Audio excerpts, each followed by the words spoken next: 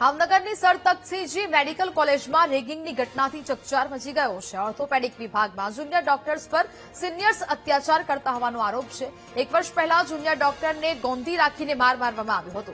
13 junior વિદ્યાર્થીઓને 6 જેટલા senior doctors તાલિબાની સજા આપતા હતા, જ્યાં દર મહિને 2.5 લાખ રૂપિયા પડાવતા હોવાનો પણ આરોપ લગાવાયો છે। દારૂ મંગાવો, ટ્રોમા સેન્ટરમાં ગોંધી રાખવા, જમવા કે સુવા ન જવા દેવા હોવાનો પણ આરોપ લગાવાયો છે।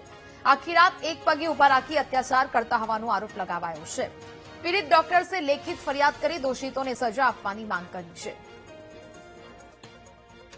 6 વિદ્યાર્થીઓ જેના નામ એ પ્રથમ ફરિયાદમાં આવ્યા તેઓને પણ બોલાવવામાં આવેલા છે અને તેઓની પાસેથી પણ નિવેદન લીધા છે અને જરૂરી દસ્તાવેજો તેઓ આજે આપવાના છે।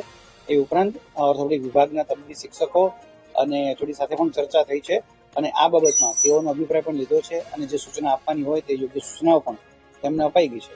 હવે આ એન્ટી રેગિંગ સ્ક્વોડના જે નિર્ણય આવશે ત્યારબાદ એનએમસીના નિયમ પ્રમાણેની એક તટસ્થ કમિટી ફરીવાર આ બધા ડોક્યુમેન્ટ ચેક કરશે અને છતાં જો એમાં રેગિંગનો તથ્ય લાગશે તો એન્ટી રેગિંગ કમિટી જે સુપ્રીમ કોર્ટ અને નેશનલ મેડિકલ કમિશન અને યુજીસીના નોર્મ્સ પ્રમાણે બનાવવામાં આવેલી છે તે આખી ઘટનાનું અવલોકન કરશે અને જે ફરિયાદી અને આરોપી વિદ્યાર્થીઓ છે તેઓને બોલાવશે અને જે લેવલની તેઓની રેગિંગ અથવા બેદરકારી દેખાશે તે પ્રમાણે તેઓ સજા નક્કી કરી અને ડીનને સુપ્રત કરશે।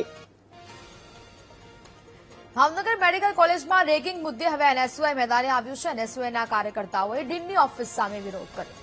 રેગિંગ કરનારા સિનિયર ડોક્ટર્સને રસ્ટિકેટ કરવાની માંગ કરવામાં આવી। દોષિતો પર તાત્કાલિક એફઆઈઆર કરીને કાર્યવાહી કરવાની એનએસયુઆઈએ માંગ કરી છે। બેદરકારી દાખવનાર કોલેજના જવાબદારો સામે પણ પગલાં લેવાની માંગ કરાઈ છે। છેલ્લા 3 વર્ષમાં મેડિકલ કોલેજમાં ત્રીજો બનાવ છે। ભૂતકાળમાં પણ રેગિંગના બનાવ બનેલા છે। તે ડોક્ટરોને માત્ર ખાલી 2 વર્ષની સજા આપી જતા કરી દેવામાં આવે છે। ત્યારે ગઈકાલે જે બનાવ સામે આવ્યો ભાવનગરની સામે ત્યારથી દુઃખદ છે કે વિદ્યાર્થી પાસે 2.5 લાખ રૂપિયાની માંગણી કરવામાં આવે છે ઓર્થોપેડિકના જુનિયર ડોક્ટરો પાસે, તેમજ તેમની પાસે દારૂની બોટલો મંગાવવામાં આવે છે। એ બાબતે અમે આજે ડીનને ઉગ્ર રજૂઆત કરી છે યુવક કોંગ્રેસ તેમજ એનએસયુઆઈ દ્વારા કે તાત્કાલિક આ વિદ્યાર્થીઓને રસ્ટિકેટ કરો તેમજ વિદ્યાર્થીઓ પર ડીન પોતે પોલીસ ફરિયાદ કરે। જ્યારે ભાવનગરની આ મેડિકલ કોલેજ માટે ભૂતકાળના આપણા મંત્રી શ્રી શક્તિસિંહ ગોહિલ દ્વારા મેડિકલ કોલેજ લાવવામાં આવી હોય ત્યારે દુઃખદ બનાવ છે કે આ મેડિકલ કોલેજમાં આવા બનાવો અવારનવાર બનતા રહે।